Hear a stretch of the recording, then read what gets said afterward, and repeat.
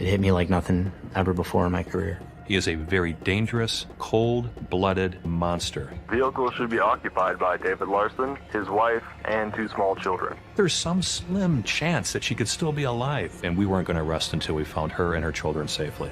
The marriage of David Larsen and Teri Jendusa in 1996 was, like most others, the start of what appeared to be something beautiful and long-lasting, even producing 2 beautiful daughters. But just like you can't tell it all from mere physical looks, Teri endured great pain at the hands of her husband. At first, she decided to work on her marriage, but when the maltreatment started telling on her kids, she decided to fight for a divorce, and she got it. However, just when things were starting to look perfect again, she was kidnapped, beaten up, and stocked in a garbage can full of ice and snow. While fighting to survive, she remembered that she still had her phone, a chance to make a call that could save her. Unfortunately, the 911 receiver thinks it's all a prank, and Teri is left to face death at the hands of her ex-husband and the father of her kids. This is the disturbing case of Teri Jendusa-Nicolai. When Teri Jendusa and David Larsen met each other, they immediately hit it off. David was soft and caring, so when he asked her to marry him, she didn't hesitate. She was looking forward to spending her lifetime with this loving man, or so she thought. Their wedding in 1996 was an eventful one, with friends and family in attendance. Everyone couldn't help but be happy for the newlywed couple. Not too long after the wedding, they had a new member join the family as they welcomed their first child, Amanda. She was a little angel who brought smiles to the faces of her parents. Those smiles doubled 2 years later when the family welcomed yet another daughter, Holly. From a distance, they seemed like the perfect family with a good blend of a hardworking father, a happy wife, and healthy-looking children, but sadly, it turns out that they were living the exact opposite. The nice and caring person David portrayed himself to be was not exactly what he truly was. He was corny, abusive, manipulative, and a control freak. He wanted things exactly the way they were in his head. He got angry easily, and the slightest thing would make him go mad. He loved controlling his wife and making sure she obeyed his every command, and to do this, he knew he had to break her confidence. He would often get into a fight with Teri and blame her for being irresponsible. Even when most of the time he was at fault, he would make Teri believe she was the one who needed to do better in the marriage. He enjoyed manipulating her, and sometimes he even beat her up. Teri kept enduring. She believed she was the cause of how she felt in the marriage, and if only she could do better, maybe she could make her marriage work. She tried her best not to upset her husband David and to remain as perfect as he expected. She was miserable, but she felt she needed to stay to give the children a stable home. She didn't want the girls growing up to be mentally damaged or mocked in school, but her decision changed when David began to show signs that he could be a possible danger to the children. That evening, Teri was preparing dinner for the family. She was also carrying 2-month-old Holly on the other hand when she heard her husband's voice in a rage. She turned confused, and before she could say anything, he told her to remove the box of pasta from the kitchen cabinet. He was so mad about the box of pasta that he pushed Teri, who was carrying their baby. The child immediately started crying, and it dawned on Teri that she wasn't a terrible person after all, and that the problem was the husband she married. She could endure all manner of vocal and physical abuse from David, but she could not watch her kids suffer the same fate.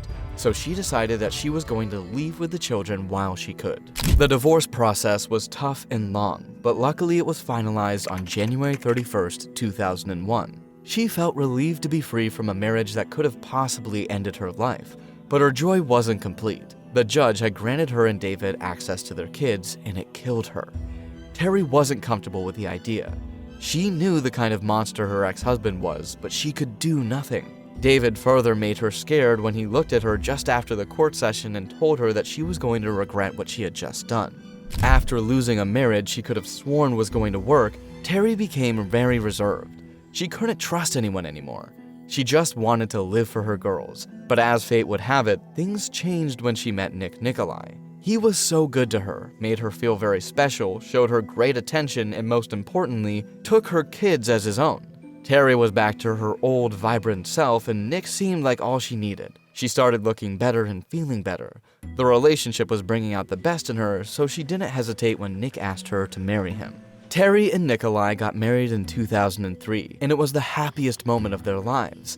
Everyone was happy for them, except Teri's ex-husband, David. David was very upset about it, and anytime he got the chance to meet Teri, he would often express his displeasure towards her getting married to Nick. He was so upset that he couldn't control her anymore and that he had completely lost her to another man. According to him, they were still married in his eyes and the eyes of God, so she was committing a sin, and he would take it upon himself to make sure she paid for her sins. Most times, Teri didn't take his threats into deep consideration, as she was used to him making them. She continued to ignore him. Instead, all she worried about was how she couldn't always guarantee the safety of her kids. She was struggling to cope with the fact that she had to allow her children to stay with this terrible man even when she was not there. Her marriage, on the other hand, was what kept Teri going. The love she received from Nick was amazing. Teri had become used to pain while living with David. She almost convinced herself that marriage was an awful thing. But here she was. She enjoyed her new home to the fullest, and so did her kids. But sooner than later, the joy of the Nicolai family was going to be snatched away. The date was January 31st, 2004, and the couple couldn't be happier. It was the anniversary of Teri's divorce from David, but that wasn't why they were so happy. Teri and David had just learned that Teri was pregnant, and they couldn't wait to share the news with 6-year-old Amanda and 4-year-old Holly, who they were expecting back from their father's place that day. They had gone for the holidays, and Teri was supposed to pick them up that day. When Teri was about to leave the house, her husband Nick offered to go with her, but Teri knew who David was. She was aware of his threats. She knew that seeing Nick would only get David upset, and she wasn't ready for that. She wanted to keep David in check so he wouldn't think of hurting the girls. After several failed attempts to convince Teri, Nick let her go on her own. Teri left for David's apartment, but unknown to her, she was walking into a trap that would bring her face to face with death. When Teri got to the apartment by 10 a.m. and rang the doorbell, David answered with a calm look on his face. He acted so chill that she was a little surprised. Standing outside, she asked for her kids, but David replied calmly, telling her to come inside because they were still playing. She didn't think much of it. She had lived in that house before, and David was acting nice, so she didn't think she was in any kind of danger. Besides, she'd be leaving immediately, so she grabbed the kids. On getting into the house, she noticed that there was no sign of the children anywhere, but before she could turn back to ask David about the kids, everything went dark and she fell flat on the ground. David had used a wooden bat to smash the back of her head. He then went on to wrap her body with duct tape. An unhealthy amount of blood was gushing out of Teri's head, but even with the pain, all she could think about was her kids. She wanted to give up as the pain was unbearable, but she knew that if she did, David would get full custody of her girls. She was scared that he would do something bad to them, so she had to fight for her life. She needed to stay alive to protect her children, and that meant she had to think of a way to free herself. Immediately, she remembered a TV show she had watched that showed people how to act in such positions. She remembered that all she had to do was turn to the side, and that would frustrate her attacker. With that, she began turning to the side, and she noticed how difficult it was for David to bind her with the duct tape. She struggled so hard that her pants went off, and when David saw that it wasn't going as easy as he thought it would, he decided to carry on to the next phase of his plan. Besides, he'd managed to give her a blow to the head, and she was too weak to fight her way off since she was losing so much blood. David picked Teri up and placed her into a trash can. He took plenty of ice and snow, since it was winter, and stuck it inside with her before using duct tape to secure the lid of the trash can. He then rolled the trash can and put it at the back of his truck before covering it with a tarp. It was a terrifying moment for Teri. She was scared and confused. She wondered why David didn't just shoot her, but then she realized that he just wanted her to suffer so much before she died. Worried about her children, Teri thought of what to do, and luckily she remembered her phone was still with her. David had made a mistake. He had forgotten to take away her phone. When Teri reached out and felt for it in her pocket, she was slightly relieved. She was still stuck in the snow and slowly running out of air, but she had the chance to make a 911 call. She pulled the phone out, felt the buttons, and dialed the emergency number.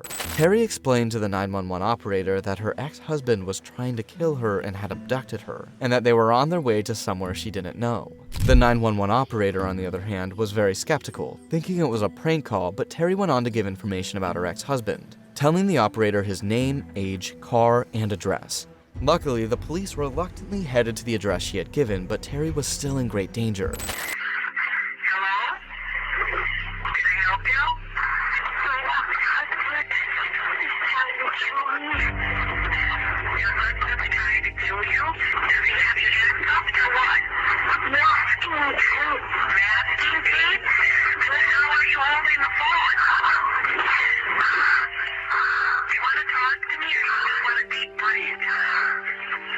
Next, she decided to call her husband. She told Nick about her current state and was about to explain, but Nick, in fear of spending too much time on the phone and running the battery down, told her to hang on and that he loved her.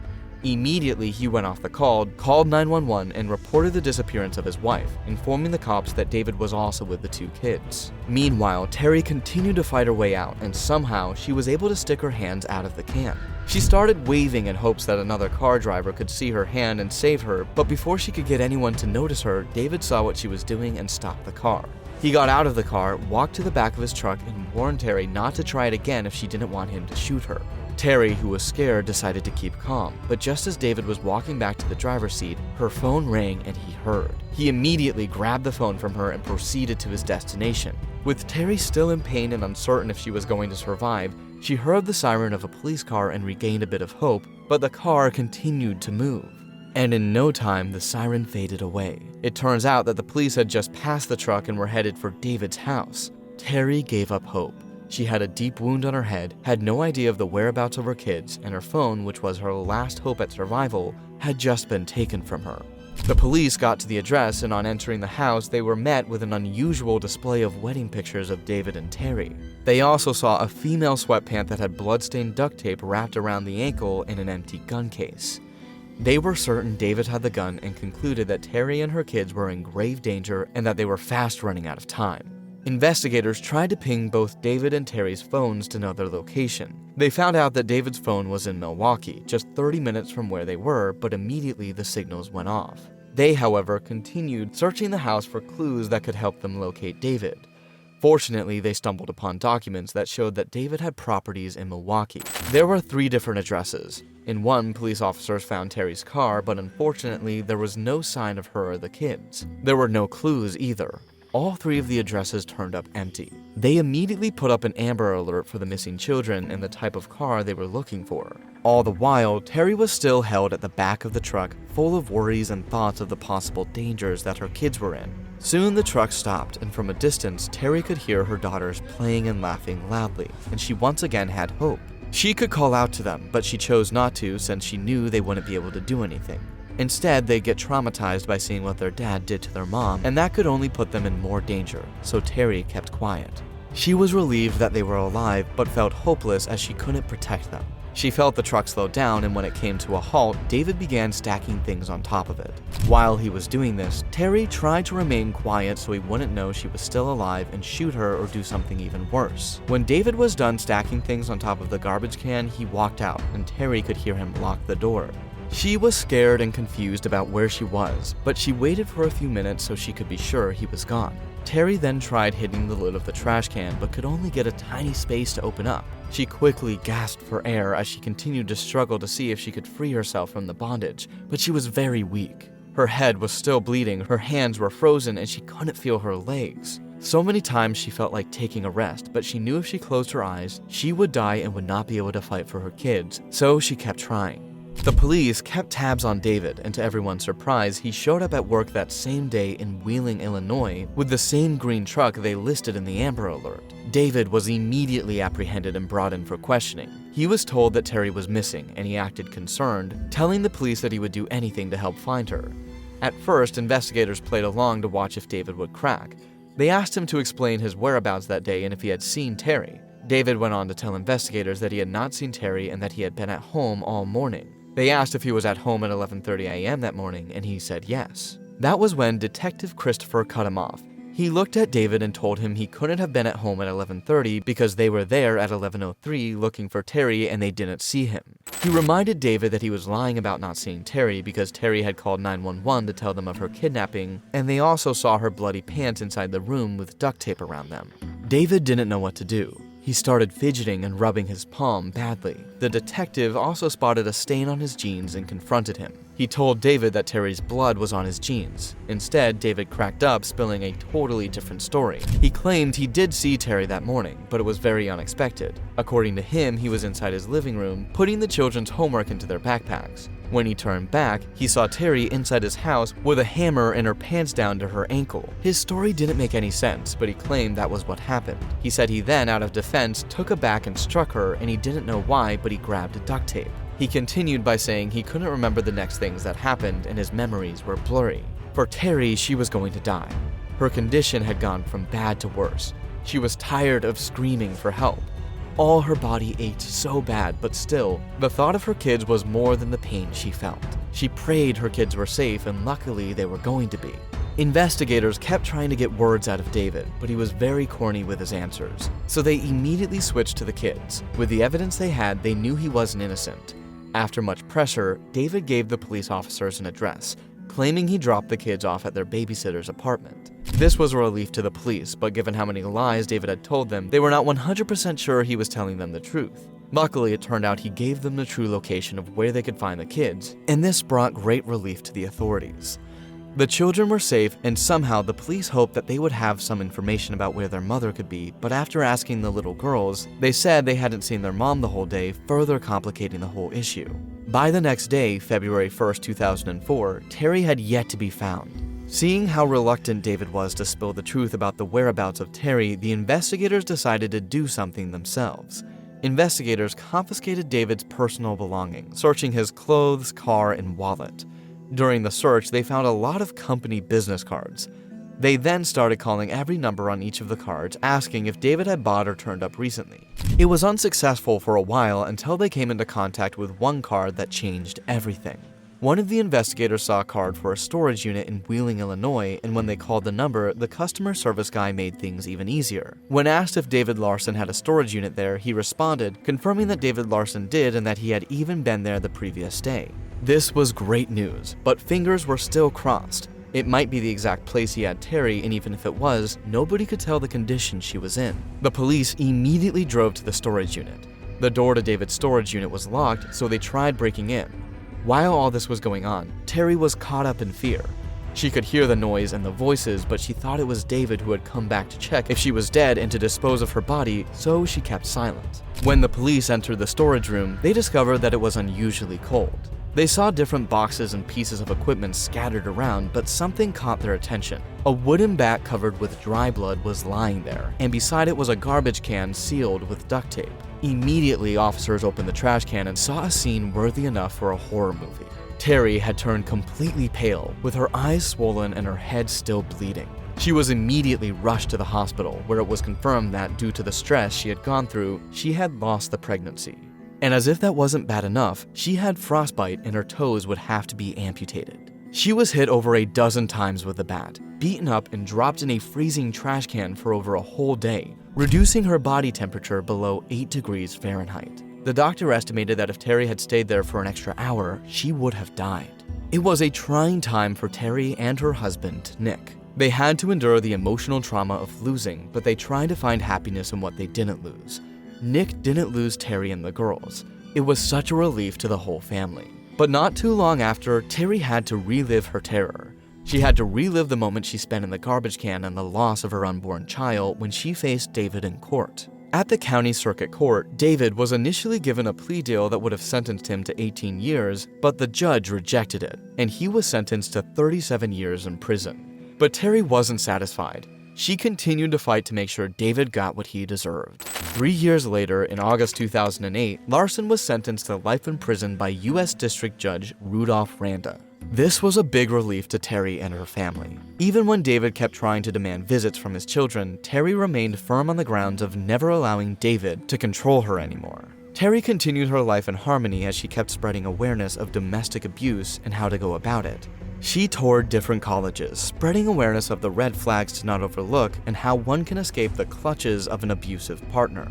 Teri became the face of a campaign to pass Marsy's Law in Wisconsin, a law that gives crime victims more protection at the state and county level, and fortunately by 2020, the bill passed. Teri continues to live her happy marriage with Nick, whom she welcomed a baby boy with. She also remains a caring mom to her kids who are now married. Teri didn't let the thought of fear overwhelm the love she has for her kids, and her story goes far to show us how love conquers all. Thank you for watching. See you in our next video. Bye.